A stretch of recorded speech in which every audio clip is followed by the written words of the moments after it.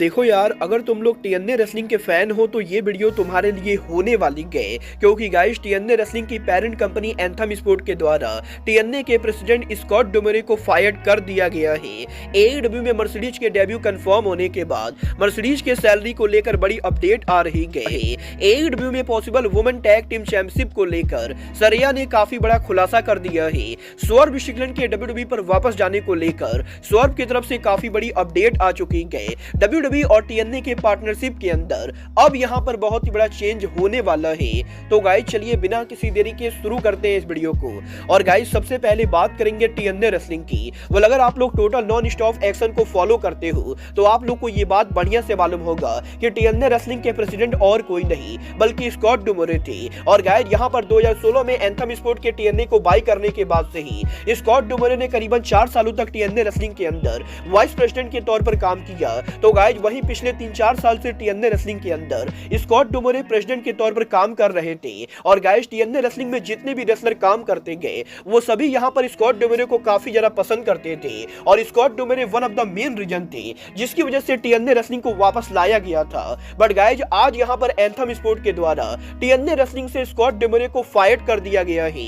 और गाइस एक हफ्ते पहले जापान की biggest women wrestling company stardom wrestling के फाउंडर रोजी अगावा के फायर होने के बाद अब यहाँ पर अमेरिका की तीसरी सबसे बड़ी कंपनी टीएनए रेसलिंग के प्रेसिडेंट स्कॉट डुमरे को फायर कर दिया गया है। और गाइस यहाँ पर जो कंपनी टीएनए रेसलिंग को रन करती है उस कंपनी ने ये कंफर्म कर दिया है कि स्कॉट डुमरे के करीबन 15 साल तक टीएनए में काम करने के बाद अब यहाँ पर स्कॉट डुमरे टीएनए के अंदर काम नहीं करेंगे। और गाइस यहाँ पर एंथम स्पोर्ट ने ये कंफर्म कर दिया है कि वैसे तो स्कॉट डुमरे के कॉन्ट्रैक्ट के अंदर अभी काफी टाइम था, बट गाइस यहाँ पर स्कॉट डुमरे को कंपनी से बीच में ही फायर कर दिया गया है। और गाइस यहाँ पर एंथम स्पोर्ट ने ये तो नहीं बताया है कि स्कॉट डुमरे को फायर क्यों किया गया है, बट गाइस एंथम स्पोर्ट ने ये कंफर्म कर दिया है कि स्कॉट डुमरे के कंपनी से बाहर जाने के बाद अब यहाँ पर टीएनए रेसलिंग का नया प्रेसिडेंट कौन होगा। वेल एंथम स्पोर्ट ने ये कंफर्म कर दिया है कि एंथम स्पोर्ट के एक एग्जीक्यूटिव टीएनए रेसलिंग के अंदर अब यहाँ पर प्रेसिडेंट के तौर पर काम करने वाले गए। और ये बंदा टीएनए रेसलिंग के अंदर अब यहाँ पर टीएनए के प्रेसिडेंट के तौर पर काम करेगा जिसका नाम एंथोनी सिसिओन है। और गाइस यहाँ पर टीएनए रेसलिंग के अंदर स्कॉट डुमरे के फायर होने के बाद अब यहाँ पर एंथम के एग्जीक्यूटिव एंथोनी सिसिओन टीएनए रेसलिंग के अंदर स्कॉट डुमरे की जगह लेने वाले गए। बट गाइस यहाँ पर मजेदार बात तो ये है कि स्कॉट डुमरे को रेसलिंग बिजनेस की काफी ज्यादा नॉलेज थी जबकि एंथोनी सिसिओन को रेसलिंग बिजनेस की ज्यादा नॉलेज नहीं गए। और वो क्योंकि केबल ऑपरेटर की जगह काम करते गए तो गाइस इसीलिए एंथोनी सिसिओन की कंपनी में आने से टीएनए रेसलिंग के अंदर काफी सारे चेंजेस होने वाले गए। वेल गाइस यही स्कॉट डुमरे की कंपनी से फायर होने के बाद अब हर कोई इस चीज को लेकर शॉक हो चुका है कि टीएनए ने स्कॉट डुमरे को फायर क्यों किया।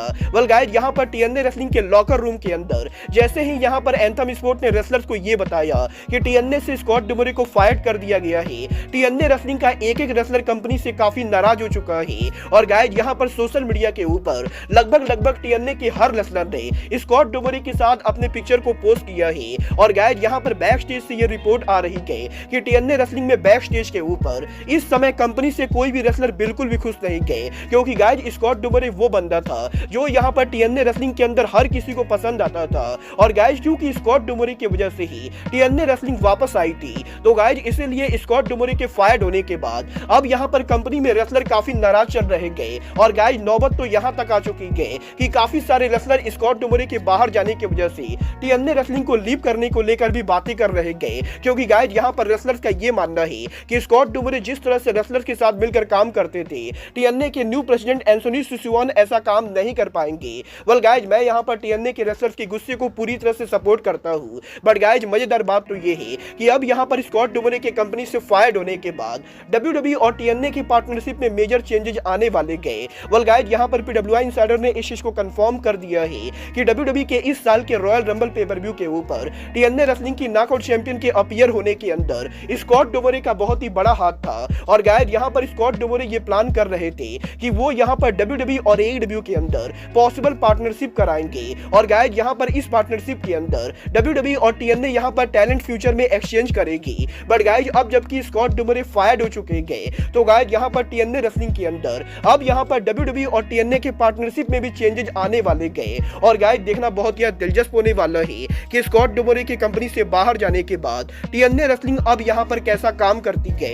वेल गाइस एक बात तो मैं गारंटी के साथ बोल सकता सकता हूँ कि स्कॉट डुमरे का टीएनए से बाहर जाना टीएनए रेसलिंग के अंदर काफी सारे नेगेटिव चेंजेस करने वाला है। और गाइज वैसे तो मुझे पहले से ही मालूम था कि टीएनए कंपनी ज्यादा सक्सेसफुल नहीं होगी, बट गाइज ये कंपनी और भी ज्यादा बर्बाद होने वाली गए। और गाइज देखना दिलचस्प होने वाला है कि back to back wrestling industry के दो बड़े लोग रोजी अगावा और स्कॉट डुमरे के फायर होने के बाद क्या अगला नंबर डब्ल्यूडब्ल्यूई के head of creative triple H का आता है। क्योंकि गाइज अगर आप लोग को नहीं मालूम है तो मैं आप लोग को बता दूं, इस समय इस चीज के 79% चांसेस है कि ट्रिपल एच को कंपनी फायर करने वाली गए। और गाइज पॉसिबली रॉक और रॉक की क्रिएटिव टीम डब्ल्यूडब्ल्यूई कंपनी में 1 साल के बाद टेक ओवर करने वाली गए। मतलब ये तो आने वाला टाइम बताएगा कि मैकमैन के कंपनी से बाहर जाने के बाद क्या टीकेओ ट्रिपल एच को भी लात मारकर कंपनी से बाहर करती है या नहीं। बट गाइज जहां तक बात रही डब्ल्यूडब्ल्यूई की, तो गाइज यहीं इस हफ्ते एडब्ल्यू सुपरस्टार स्वर्व के लेटेस्ट इंटरव्यू के अंदर स्वर्व स्ट्रिकलैंड ने डब्ल्यूडब्ल्यूई पर उनके रिटर्न को लेकर बात की, जहां पर स्वर्व ने इस चीज को कंफर्म कर दिया था कि वैसे तो स्वर्व के डब्ल्यूडब्ल्यूई से फायर होने के बाद वो यहां पर एडब्ल्यू कंपनी में काम करके काफी हैप्पी गए। बट गाइज यहां पर एक टाइम के ऊपर डब्ल्यूडब्ल्यूई कंपनी ने स्वर्व को डब्ल्यूडब्ल्यूई के अंदर वापस बुलाने की कोशिश की थी। और गाइज जैसा कि आप सभी लोगों को याद होगा, आज से करीबन 2 साल पहले टोनी खान ने यह कंफर्म किया था कि डब्ल्यूडब्ल्यूई कंपनी एडब्ल्यू के रेसलर्स को बिना बताए चुपके से कांटेक्ट कर रही गए। और गाइज डब्ल्यूडब्ल्यूई कंपनी एडब्ल्यू के रेसलर्स को डब्ल्यूडब्ल्यूई में वापस आने का लालच दे रही थी। और गाइज अब यहां पर स्वर्व ने यह कंफर्म कर दिया है कि जब यहां पर WWE company Andrade El Idolo Miro Malakai Black सहित डब्ल्यूडब्ल्यूई के फॉर्मर रेसलर्स को कांटेक्ट कर रही थी, तो गाइज एक टाइम पर स्वर्व को भी कांटेक्ट किया गया था। और गाइज यहां पर डब्ल्यूडब्ल्यूई के मैनेजमेंट की तरफ से स्वर्व स्ट्रिकलैंड को फोन कॉल आया था। बट गाइज यहां पर स्वर्व स्ट्रिकलैंड ने डब्ल्यूडब्ल्यूई कंपनी के फोन कॉल को उठाया ही नहीं, क्योंकि गाइज यहां पर स्वर्व किसी भी कीमत पे डब्ल्यूडब्ल्यूई कंपनी पर वापस नहीं जाने वाले गए। और गाइज यहां पर स्वर्व का ये कहना है कि वो यहां पर एडब्ल्यू कंपनी के अंदर बिलीव करते गए। और गाइज अगर यहां पर स्वर्व डब्ल्यूडब्ल्यूई के अंदर वापस चले भी जाते गए तो इस चीज की कोई भी गारंटी नहीं गए कि डब्ल्यूडब्ल्यूई दोबारा रेसलर्स को कब रिलीज करेगी। बट गाइज यहां पर ऑल एलीट रेसलिंग वो कंपनी गए जिसने यहां पर स्वर्व के करियर के अंदर उन्हें सबसे बड़ा ब्रेकआउट दिया। और गाइज स्वर्व यहां पर पॉसिबली उनके करियर में रिटायर होने तक एडब्ल्यू कंपनी पर स्टे करने वाले गए और वो यहां पर एडब्ल्यू कंपनी को नेक्स्ट लेवल पर ले जाने वाले गए। वेल गाइज यहां पर स्वर्व की इस बात से तो मैं भी एग्री करता हूं कि डब्ल्यूडब्ल्यूई के अंदर किसी भी रेसलर के करियर का कोई भी भरोसा नहीं गए, क्योंकि गाइज डब्ल्यूडब्ल्यूई रातों रात लोगों को फायर कर देती गए, जो कि रेसलर्स के करियर पर काफी बड़ा इंपैक्ट डालता है। बट गाइज चलिए फिलहाल आगे बढ़ते और बात करते हैं एडब्ल्यू के फॉर्मर वुमेन चैंपियन सरिया की। वेल गाइज इस हफ्ते सरिया के लेटेस्ट इंटरव्यू के अंदर सरिया ने एडब्ल्यू के वुमेन डिवीजन के फ्यूचर को लेकर बात की गई, जहां पर सरिया का ये कहना है कि वैसे तो एडब्ल्यू कंपनी के अंदर पिछले 4 सालों में एडब्ल्यू का वुमेन डिवीजन काफी ज्यादा डेवलप हुआ है। बट गाइज यहां पर सरिया ये बिलीव करती गए कि 2024 वो ईयर होने वाला है जब एडब्ल्यू का वुमेन डिवीजन रेसलिंग बिजनेस को डोमिनेट करेगा।